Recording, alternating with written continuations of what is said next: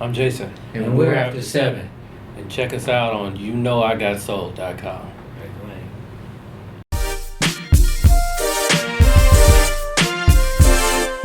You know, I got Soul here with After 7. You know, happy to see you guys together and putting out a new project.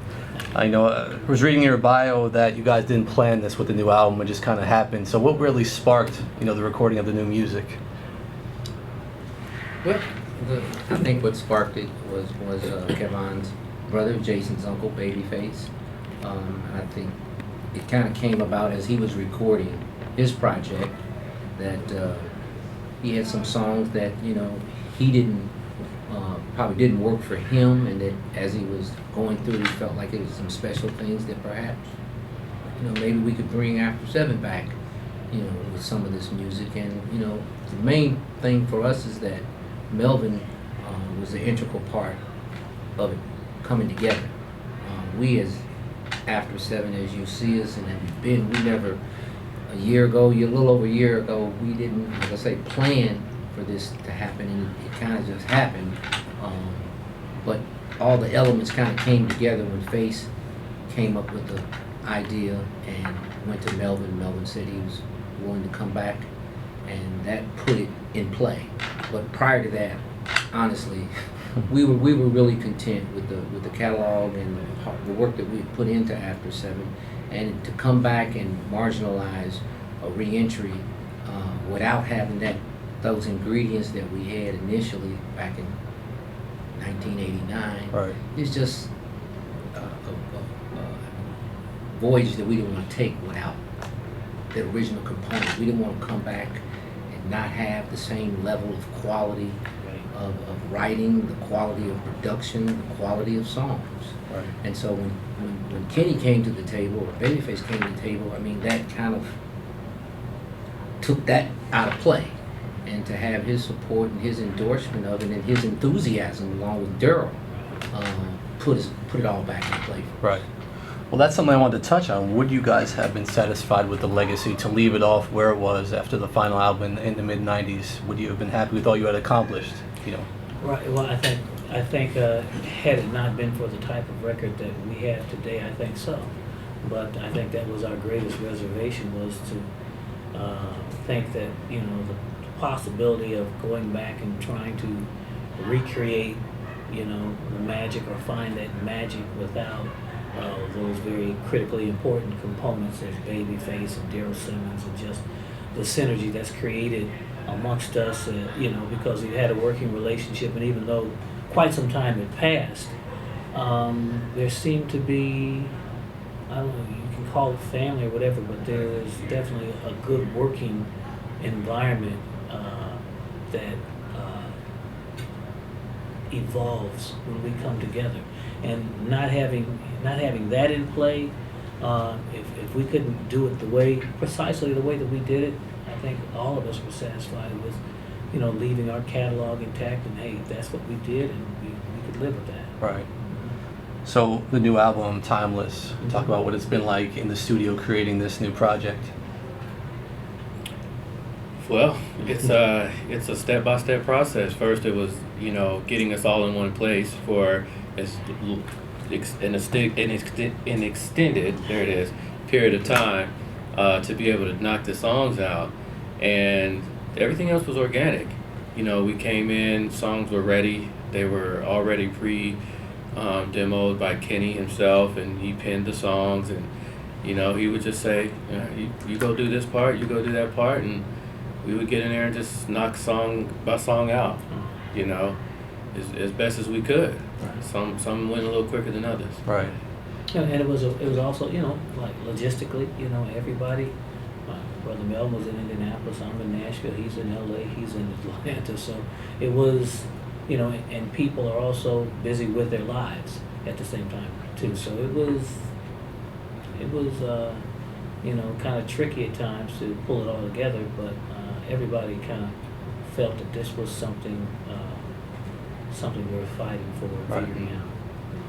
I think the awesome thing about the album is I had a chance to hear the advanced copy of it, and what I really liked was it sounds authentic and true to your guys' original sound. And in fact, what really stood out to me, it felt like you guys picked up where you left off with the last project. Like it felt that close, and I was so glad you guys went there and stayed true to that sound. So Thank you. talk about if that was something you aimed for. We didn't know to do it any other way. I think that to break away and try to go down another lane at this time, because music has evolved, it's a little different, would have been less than authentic for us. And I think that basically was it in short. When we heard this kind of music, you know, I was kind of teased my brother Face about it, but I said, you know, when After 7 came out, you know, we were riding, you know, metaphorically, we were riding in a nice Cadillac. We came out, nobody knew who we were. We came out in this nice Ford Cadillac. But I said, you know, if we come back on the scene today, we still have to be authentic, but we need to have a Bentley. You need to put us in a Bentley. So when we come around the corner in a Bentley, it won't be like, you know, oh, this is After 7. It'll be more like, oh, this is After 7. You know, and you know, he gave it to us. He gave it to us in song and also in his, I think his enthusiasm this time around, because no one knew what we didn't know how it was going to turn out. Right. We had no idea, and after the first song, it was like I think everybody was kind of shocked, you know, that the sound was still intact. It was kind of a crazy thing, and so it just kind of spurred us on to continue with one song after the other. And honestly, we started only to do one song. Right. It evolved into the album because all the labels that we had let hear it, or past consultants that we knew we let hear, they're like, well, hey guys, nobody's interested in After 7 singles. Yeah. Your fan base is about albums. And Right. so that changed the complexion of everything. Right. And we had to focus on creating an album. So I Want You was the first single, and of course it was a big success coming back, and it was embraced immediately, did super well on radio. Talk about the expectation you had for it, and if you knew it was going to take off so well. I think we all kind of had a general feeling that it was a great song, and you usually try not to, you know, what is it called? Jinx yourself beforehand. But we knew it was a strong song. We know when the group's sound is there and it gels the way it's supposed to gel, and you know, we wanted to be positive, but at the same time realistic. So, you know, when it went to market and radio finally took to it, I think we were all a little shocked, pleasantly, at the response and the speed in which it grew throughout the various charts. Right. And we're still shocked. I mean, Let Me Know is having an even faster response. So it's a fun ride. It's awesome. Yeah.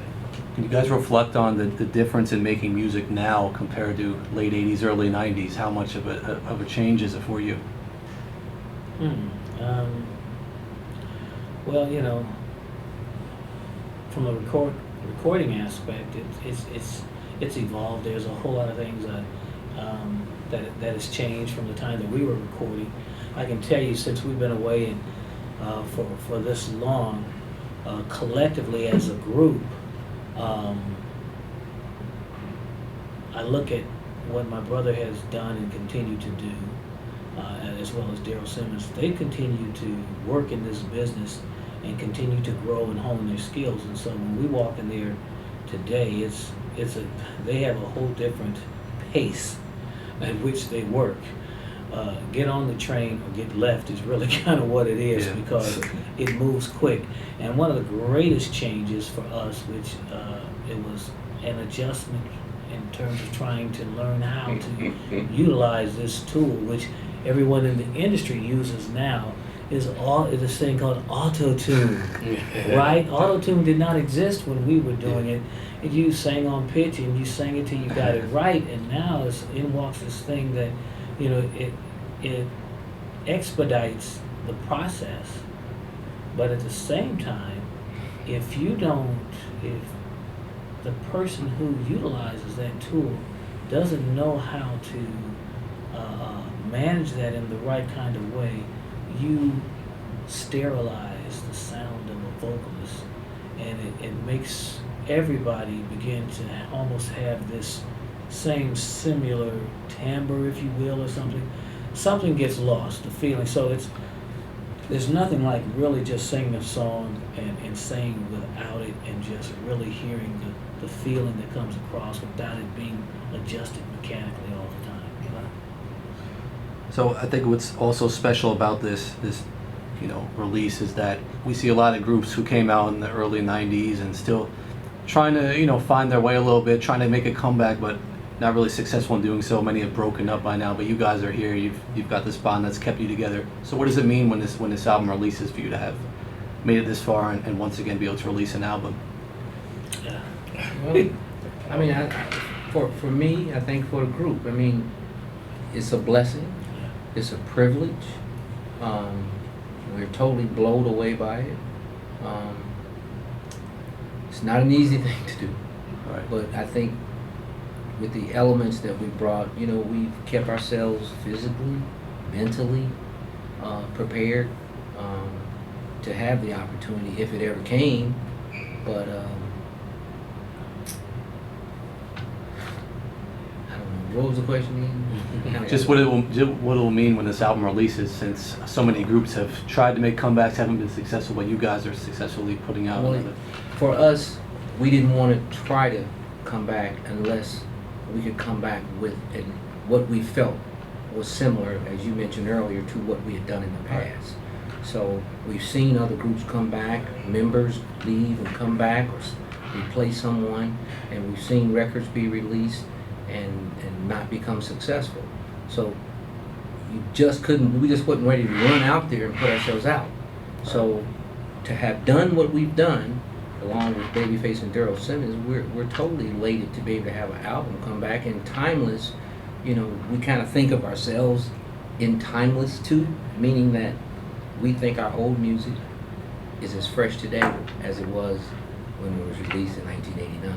Right. And that's the brand of the recording, the brand of the sound, the sweetness of how we attack recording. Right. And we brought that same process again. So it's an opportunity, we hope, for our fans who love After 7 music, that we can instill this timeless extension of timeless music, because our fans pretty much have been lovers of our music for a Right. long time.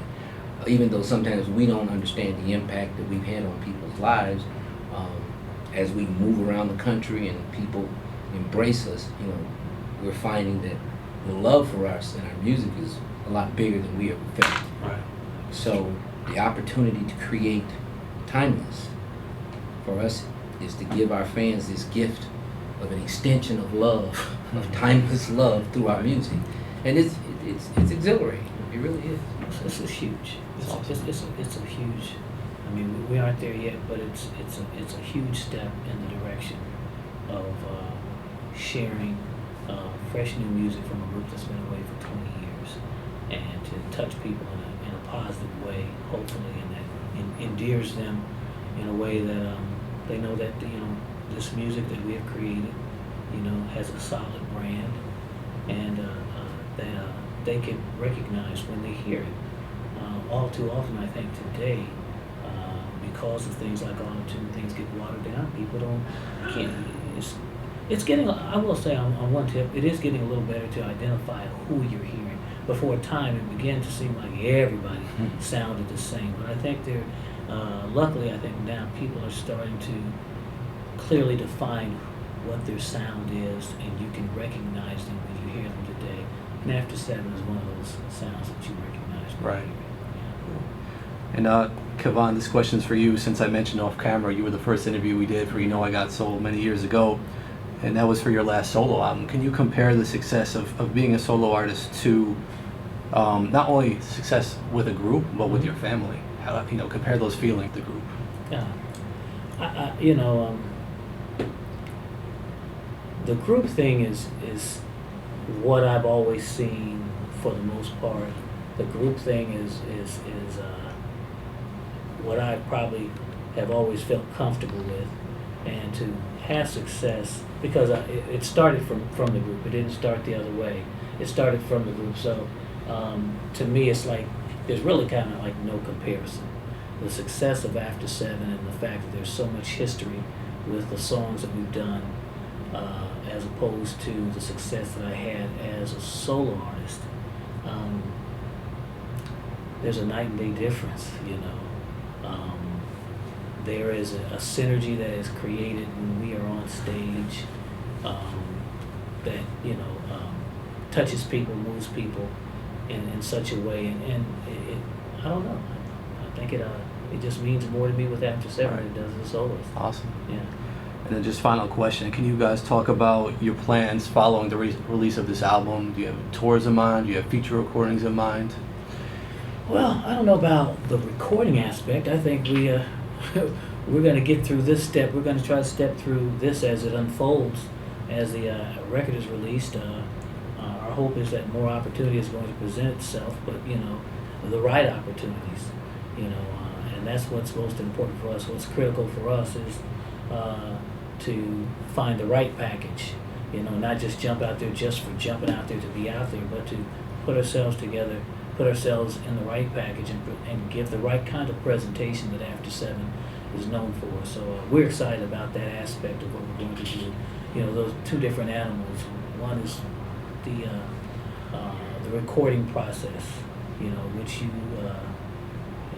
you have to get adjusted to go in there and do what it is that you do in the studio. But studio recording and live performance are totally two different worlds, and they take, you know, conviction on both parts. You got to be committed on both sides, and so we're stepping into this, moving forward into the live performance aspect of this new body of music. So it's exciting. We look forward to it, and we'll see what the future holds. Great. Is there anything you guys would like to add? Like social media, stuff like that? Sure. Yes. Well, that's my cue. We all know the importance of social media and utilizing the platforms that are made available, and we, like most artists today, I like to try to stay active and engage our fans and communicate, and like to let them know that, you know, we are here and, you know, human. So please follow us on all the social properties at After Seven Music, and you can find us at after7music.com as well, but on the social properties it's just After Seven Music. And although you have an advanced copy of Timeless, you know, it does come out October 14th, and you can pre-order from Amazon.com today.